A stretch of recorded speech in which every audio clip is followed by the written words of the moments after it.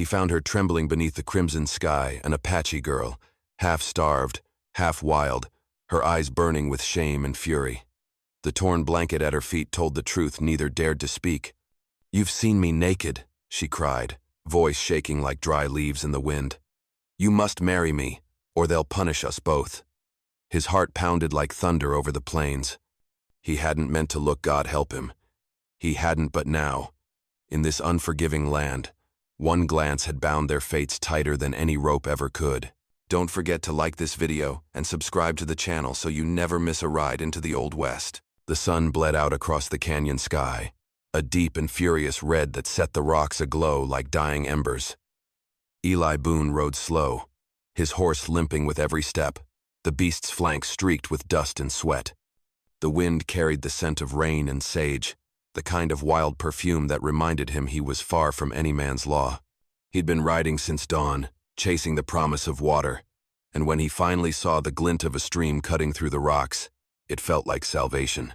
He dismounted, kneeling beside his horse to pull a thorn from its hoof, when the silence of the canyon broke a sharp gasp, a rustle, then a cry that froze the blood in his veins. He turned, and what he saw struck him like lightning.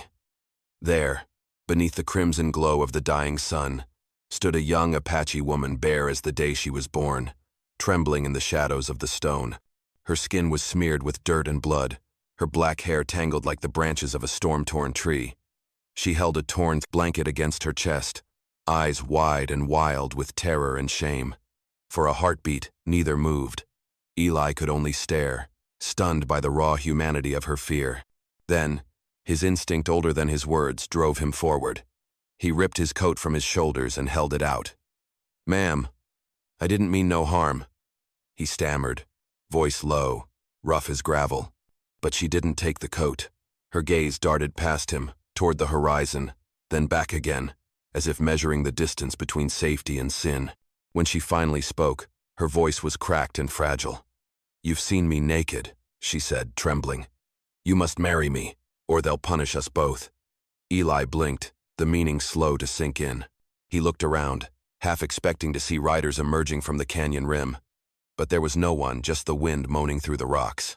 "I don't understand," he murmured, but her words were already trembling with tears. "It is our law," she said. "You saw what no man outside my people should. They will call it dishonor." She took the coat then, clutching it to her like armor. Eli could hear his own heartbeat pounding, the echo of the moment filling the space between them. He'd stumbled upon her by accident. But accidents didn't matter out here, not in this land where shame and justice rode the same horse. "What's your name?" he asked quietly. "Nita," she said, her voice barely a whisper. "My brother. He's near. If he finds you." She didn't finish. She didn't have to. Eli felt the weight of her fear pressing against him like the desert heat.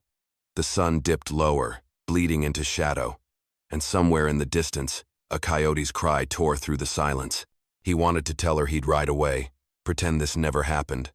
But the truth was written in her eyes. There was no undoing what had been seen. Slowly, she wrapped the coat tighter around her shoulders, her gaze flicking toward the canyon rim again. "If they come," she said, "you must run." Eli looked at her, then at the horse, then back to the horizon where the sky burned red as judgment. He didn't know yet that in that single moment, beneath that dying light, their fates had been tied together, two souls caught in the web of honor, law, and a land that gave no mercy. The wind rose again, whispering her name through the canyon, Nita, and the sun sank behind them, leaving only the weight of what had begun. Night swallowed the canyon in silence, save for the slow crackle of a small fire Eli had coaxed to life with dry grass and flint. Nita sat across from him, knees drawn to her chest beneath the oversized coat, her eyes locked on the flames but seeing something far beyond them. The fire painted her face in gold and shadow, and Eli couldn't look at her without feeling the weight of something heavier than shame, something closer to fate. He tried again to explain, voice low and careful, like stepping through a minefield. "It wasn't on purpose," he said. "You were there, I didn't know. I didn't mean no harm." Nita's gaze didn't move. "Intent don't matter," she said, her voice as flat as a stone dropped in a well. "What matters is what times is. Asterisk, You saw what no man is allowed to see.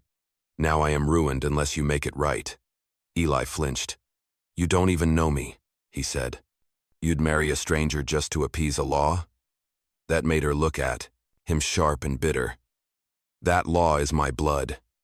My people live by it. Die by it. You think you can talk around it because you're white.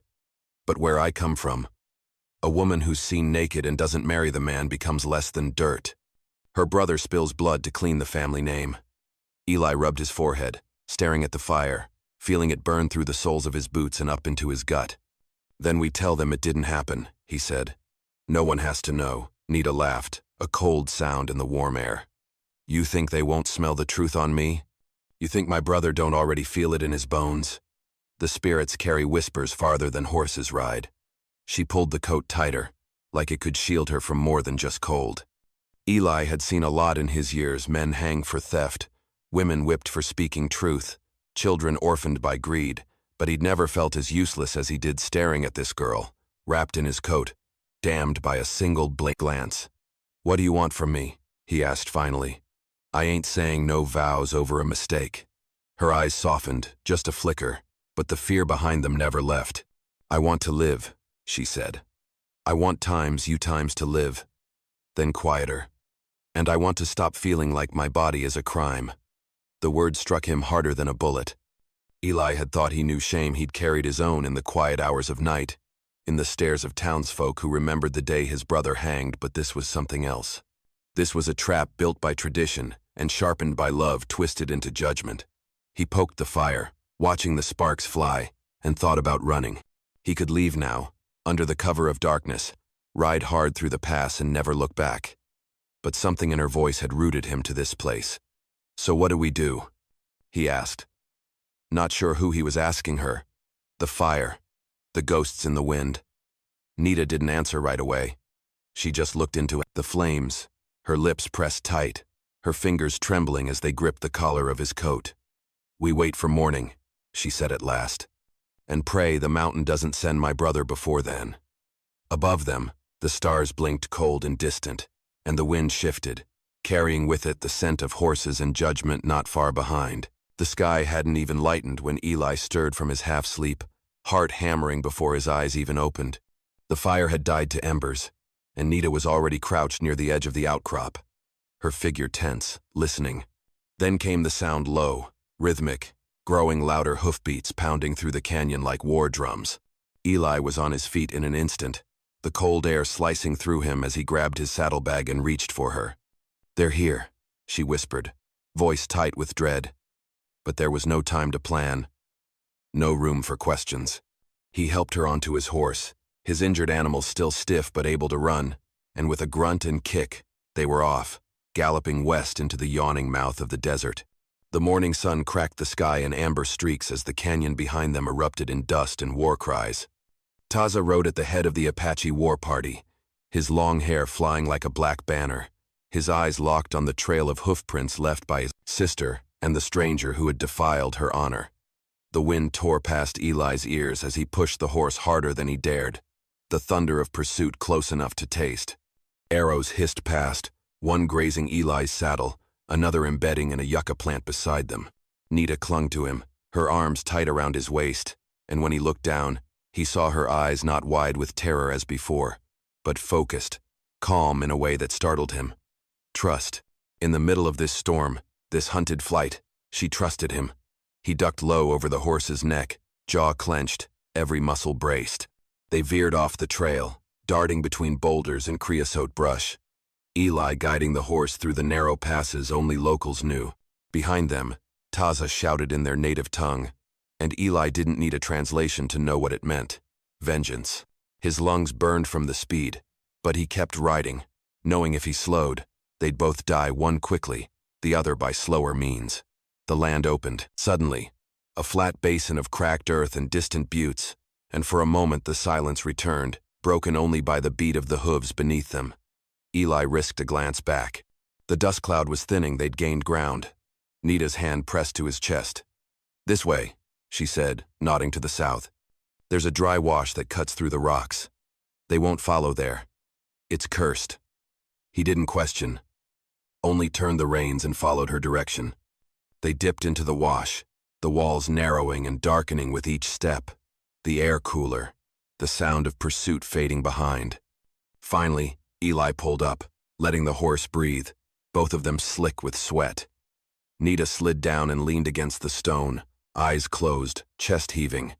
He dismounted beside her, his legs trembling from the ride. For a long moment, neither spoke. Then she opened her eyes and met his gaze. "You didn't leave me," she said, voice hoarse. "You could have let them take me." Eli shook his head, swallowing hard. "I don't run from what I break," he muttered. She gave a single, solemn nod. The trust he'd seen before hadn't vanished, it had deepened. The canyon held its breath around them as the sun rose higher, and for now, at least, they had survived. But Eli knew the chase wasn't over. It had only just begun. By dusk, the storm rolled in like a beast let loose, snarling wind tearing across the basin as thunder cracked over the horizon, and sheets of rain chased them through a dead forest of mesquite and bone-white stone. Eli's horse stumbled again, nearly throwing them both. And just as hope threatened to collapse beneath them, they saw it, a crumbling bell tower jutting from behind a hill of sun-bleached rock, its iron cross twisted, its windows shattered by time and weather. The old mission stood like a relic from a forgotten prayer, its adobe walls sagging, roof broken in 2 places. But it was shelter, and it was enough. They ducked inside, soaked through, boots squelching on the warped wooden floor. The wind screamed through the hollow windows, whipping rain across the broken pews and splintered altar, but the walls held. Eli dropped to his knees, wincing as his shoulder lit with pain. The arrow that had grazed him earlier had torn deeper than he'd thought. Blood soaked his shirt. Nita was beside him in an instant, guiding him to a bench, tearing a strip from the hem of her own garment to press against the wound. Her hands, though trembling, worked with the steadiness of someone who had tended to pain before. The silence between them filled with the storm's fury, yet somehow it felt quieter than any place Eli had ever known. As she tied the makeshift bandage, her voice finally broke through the roar. "This used to be a place where people came to talk to God," she murmured. "Now even God won't stay here." Eli didn't answer. He watched her profile in the dim light, the streaks of water on her cheeks indistinguishable from tears. "They say women must be pure," she went on. "Untouched, obedient. But they don't say that about the men. They never say that about the men." Her hands stilled. "They don't talk about what the soldiers did when they came, or the ranchers. They took our land, took our names, took our bodies." She looked at him then, and Eli saw not blame in her eyes but grief. "My father died for a treaty that was never signed. My brother was whipped for stealing back our own horses. And I—" She trailed off, her jaw tightening. "I was supposed to marry a man chosen for me. But I ran. I ran and hid and begged the mountain spirits to keep me safe. And then you found me." Her voice cracked on the last word. Eli swallowed hard, his own shame rising like floodwaters. "I didn't mean to find you like that," he said quietly. "But I'm here now." She nodded slowly, her hand still resting near his wound, her touch warmer than the fire they didn't have. "I know," she said, "and I don't regret it. I just—" She looked up at the shattered roof where the rain poured through in streams of silver. "I just wish I could choose what happens next." Eli shifted, biting back pain, his voice a whisper. "Maybe you can." The words felt fragile, foolish, but he meant them. They sat, like that for a long time, the storm softening into a steady rhythm, like a heartbeat against the bones of the mission. 2 fugitives not just from the law, but from the lives chosen for them. And in that ruined chapel, beneath broken glass and broken sky, something unspoken passed between them, something like hope, or maybe just the ache of 2 souls finding shelter in one another. The days blurred into one another, stitched together by hunger, silence, and the ceaseless rhythm of hooves on dirt as Eli and Nita pressed deeper into the untamed belly of the frontier, where maps failed and memory took over. The sun scorched their backs by day, and the cold bit through their bones by night, yet neither of them complained. Words became fewer, glances longer, their silence no longer awkward but reverent, like 2 travelers who had learned to speak the language of endurance.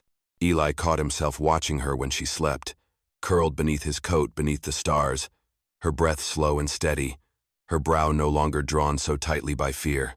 He didn't know when the shift began, when the obligation turned into choice, or the guilt into something closer to devotion, but somewhere between the burned-out campfires and endless skies, he stopped feeling like her captor and started feeling like her equal. Still, the danger remained as sure as their shadows. Behind them, the Apache war party moved like wolves, quiet, purposeful, hungry for justice. Taza, riding at their head, found the ashes of one of Eli's fires 2 nights behind, crushed beneath the toe of a boot, the coals still faintly warm. He dismounted in silence, fingers brushing the soot, then turned to the others and held up a torn shred of fabric, the frayed edge unmistakably from the coat he'd once seen his sister wear. His jaw clenched. "They ride for the border," he said, voice low and thunderous. "We ride faster." His vow was spoken not to the men, but to the spirits that circled the desert in the form of hawks and dust devils. He would bring Nita home, or the bones of the man who defiled her would bleach beneath Apache Sunday. Meanwhile, unaware of how close the noose was tightening, Eli felt the land changing beneath his feet.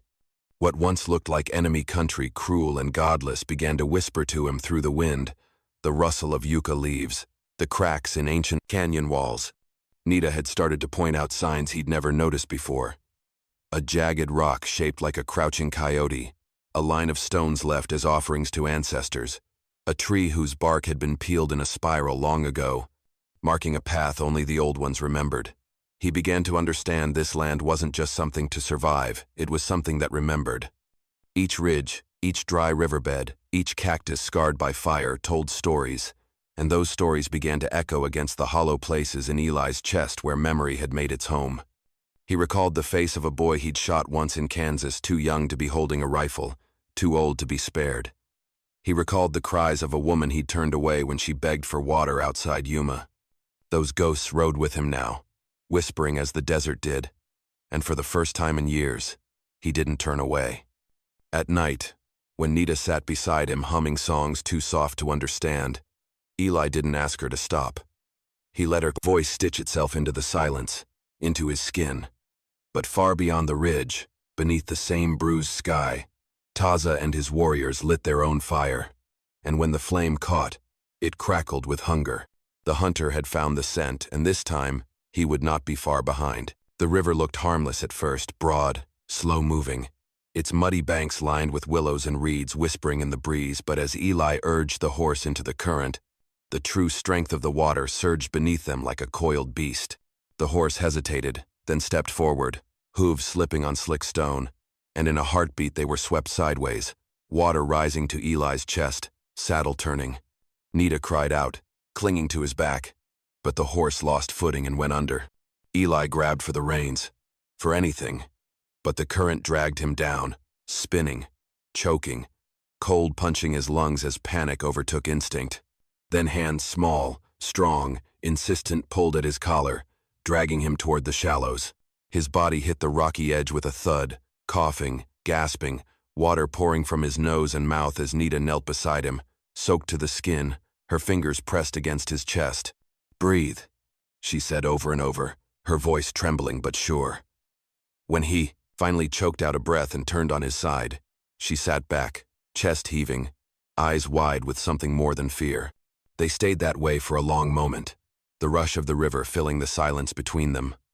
Then, softly, as if the water itself demanded truth, Nita spoke. "There was a man," she said. Eli turned his head toward her, the mud cold against his cheek.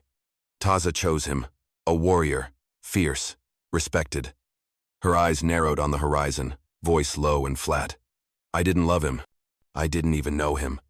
But the elder said the match was good, that I'd bring honor to our family. I was to marry him on the 3rd moon." Her hand, shaking, reached to brush wet hair from her face. "The night before the wedding, I ran, hid in the cliffs for 2 days. When I came back, they said I had cursed the Union. I had broken the law."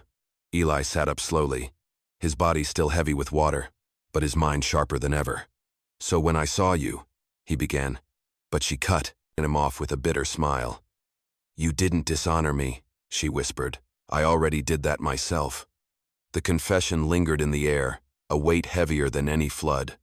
Eli looked at her, truly looked at her not as a victim or a burden, but as someone who'd made a desperate, dangerous choice long before he ever rode into her world. He realized then that her cry that night, times "you must marry me," times hadn't only been a reaction to shame. It had been a gamble, a way to forge a new path through the impossible, to protect herself with a new story, even if it was forged in fear.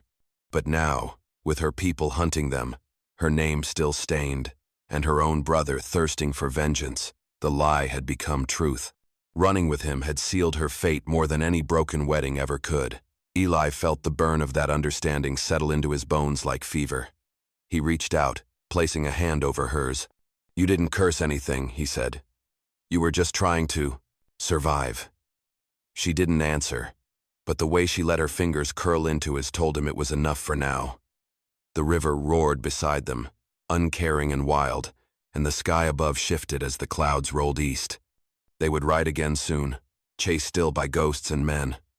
But now, the current had pulled more than just a body from the deep, it had brought the truth to shore. The sun dipped low as they crested the mesa, its dying light bleeding across the desert floor in streaks of fire and ash, and for one fleeting moment, Eli thought they might outrun the ghosts nipping at their heels, but the wind shifted, and with it came the war cries. The Apache riders burst from the scrub like phantoms, horses screaming, arrows slicing the air.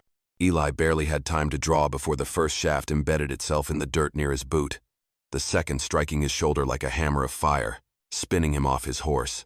He hit the ground hard, vision blurring, pain blooming like a brand across his chest. Nita was off the horse before it fully stopped, crouching beside him, her voice sharp with panic as she pressed her hands to the wound. But there was no time. Taza's men were already surrounding them, forming a wide ring of warriors with painted faces and drawn bows, their eyes flicking between the injured white man and the Apache woman shielding him. Taza dismounted with a thunderous silence, the wind catching the edge of his long braids as he stepped forward, spear in hand, eyes aflame with rage and something more wounded beneath. Nita rose to her feet, hands raised, her body trembling but her voice clear as mountain air. "He's my husband," she cried, the words cracking through the wind like a gunshot. The circle froze, even the horses stilled. The tension that gripped the air turned brittle, like it might snap under the weight of one breath. Taza stopped, his eyes narrowing as if her words had struck him harder than any blade. "You lie," he growled. "He is no son of our people." Nita shook her head, voice breaking now as tears carved lines down her dust-streaked face. "I chose him," she said. "I left because I could not live in a world without choice. You would have given me to a man I did not love. Eli saved me from that. He rides beside me. He suffers beside me. I claim him."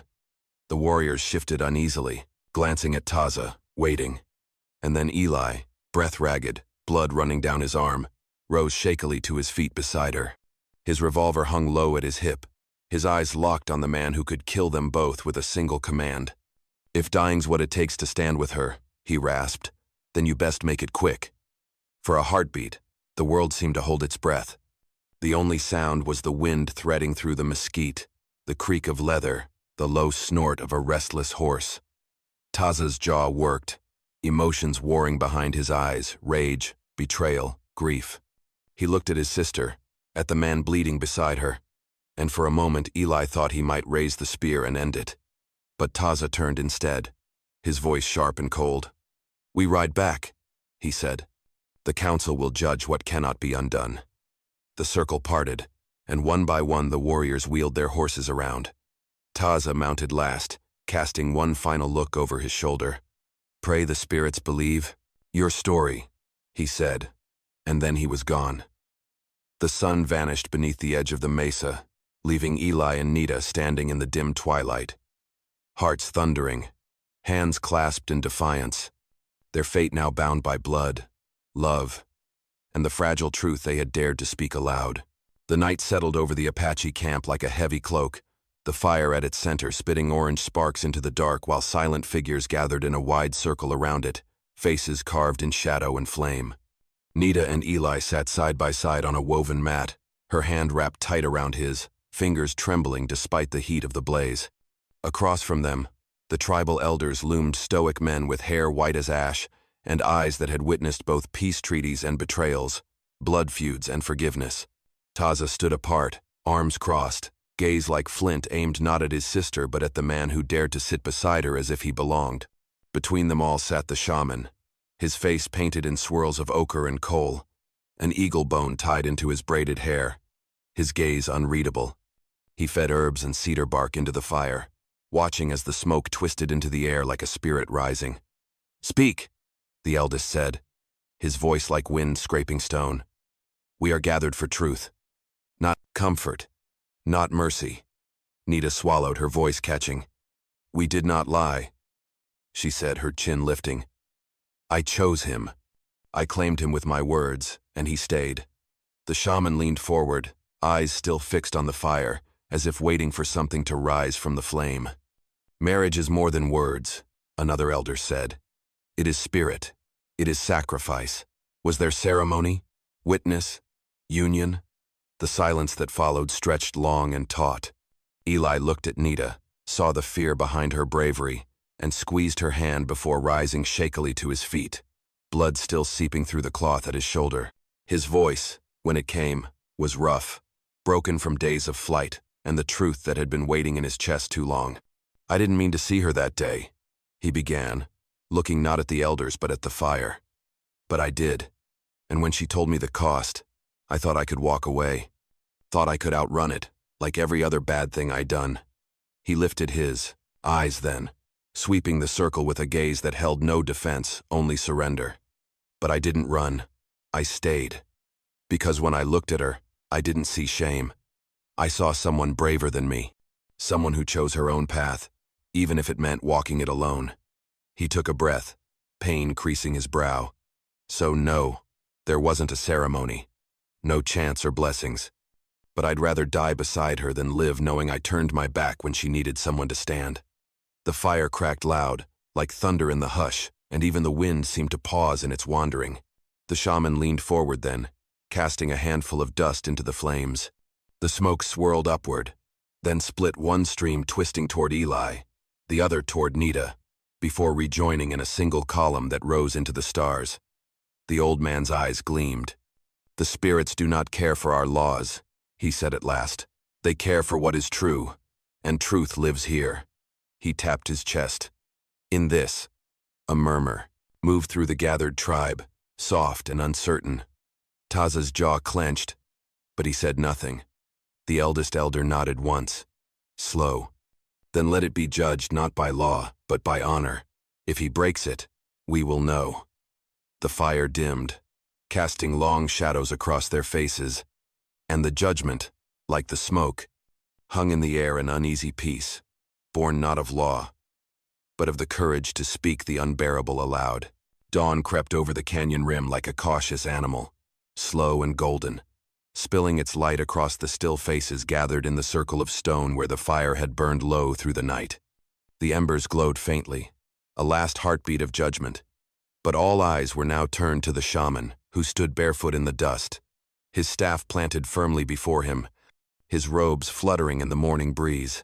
He raised his hand to the east, where the sun climbed higher, and his voice, though quiet, carried through every chest like thunder.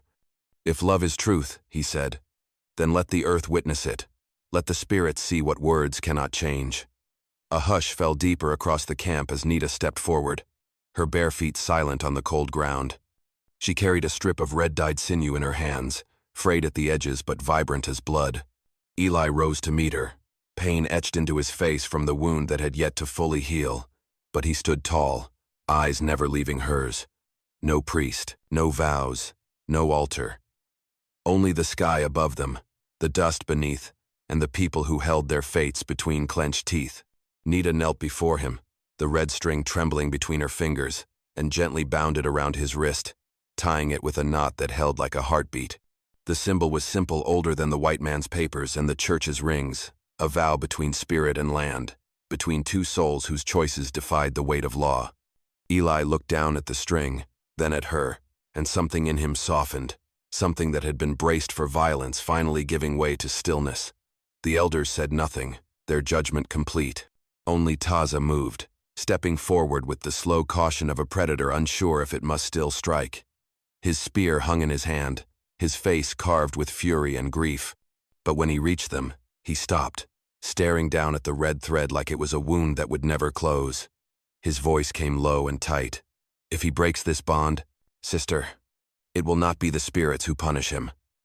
Nita rose slowly, meeting her brother's eyes with calm. "Then you will know I was never his to take, I was his to walk beside." For a moment, Taza said nothing. Then, with a sharp breath, he lowered the spear and turned away. That gesture, small, but seismic, rippled through the onlookers like a wave breaking on stone. The shaman stepped back, nodding once. "It is done," he said, not with joy, nor mourning, but finality. Yet there was no cheer, no drums, no songs. For while the bond was accepted, the path forward was not theirs to tread within the tribe or the white man's towns. The judgment had freed them but also cast them out. They were no longer Apache, no longer settlers. They were something else entirely. As the circle dissolved and the people returned to their lives, Eli and Nita stood alone in the rising light, the red string glowing bright against his weathered skin. He reached for her hand, and she took it without hesitation. The sun warmed their faces not with judgment, but something gentler. Forgiveness, maybe. Or hope. With nothing behind them but fire and silence, and nothing ahead but the vast unknown, they turned toward the horizon together, exiled from all they had known, yet finally free to choose what came next. The morning air was crisp with the scent of dust and mesquite as Eli tightened the saddle straps. The sky overhead a brilliant wash of gold that promised heat by noon but carried a gentle hush in those early hours, as if the world itself paused to watch them go. Nita mounted first, her silhouette cut sharp against the sunlit ridge, her hair loose in the wind, the red string still tied around Eli's wrist fluttering like a banner between them. He swung into the saddle beside her, shoulders still aching but the pain dulled now by purpose, by peace. They didn't speak at first, letting the silence stretch between them like a blanket comfortable, earned. Below, the canyon lay hidden in shadow, swallowing the smoke, the blood, the voices of judgment that had nearly drowned them. The land ahead opened like a great breathing canvas, dotted with cactus, painted in streaks of ochre and sage, a place where law had not yet laid its hand too heavy.